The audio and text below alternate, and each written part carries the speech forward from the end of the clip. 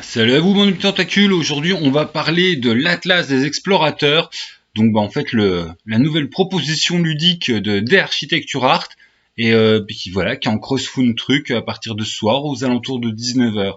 Donc pourquoi que j'en parle? Parce qu'en fait, je vais être clair, hein, d'Architecture Art, chaque fois qu'ils font une proposition, moi j'ai jamais été déçu.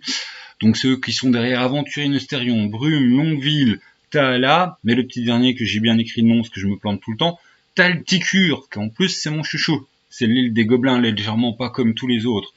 Donc d'Architecture Art, ils sont surtout connus, ils se sont fait connaître comme des spécialistes des lieux, des plans en bâtisse. Par exemple, c'est eux qui sont un petit peu derrière Baptiste Clé en main, hein, de Héros et Dragons.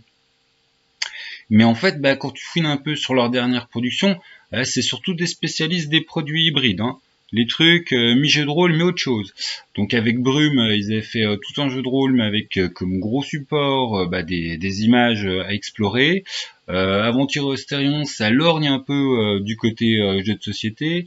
Leurs deux derniers trucs, putain, j'ai plus les noms en tête, parce que justement ça lorgne autour du... c'est mi-jeu de rôle, mi-wargame, c'est encore des trucs voilà, tout à leur sauce. Mais là, en fait, pour la Atlas Explorateur, on est sur quelque chose à la fois extrêmement classique et extrêmement innovant, vu que ça va être des battle maps qui vont en fait zoomer. C'est-à-dire, t'as la région, puis après, t'as la ville, puis après, t'as les lieux proprement dit où il se passe des trucs, où là, tu peux sortir tes figurines, puis utiliser le battle map. Puis avec ça, a priori, il va y avoir un livret où tu as des trucs aléatoires qui te permettent de créer de l'histoire. Donc voilà, j'ai vu la pub passer hier, hein, sur leur site. Ils disaient attention, on va lancer ça. Et puis voilà, vu que je suis rarement déçu par leur proposition ludique, moi j'avais envie d'en parler un petit coup, et de leur faire un petit peu de pub à mon échelle. Donc c'est ce soir. Et puis je mets le lien, voilà, le lien dans la vidéo.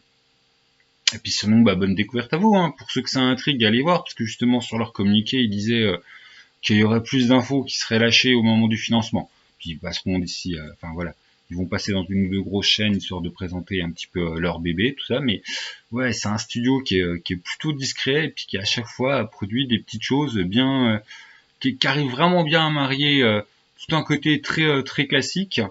Leur univers de jeu, ouais, c'est du bon gros mode fan des familles, avec des supports et des mécaniques qui sont tout le temps un petit peu différentes, un petit peu voilà, un petit peu hybrides, c'est leur marque de famille.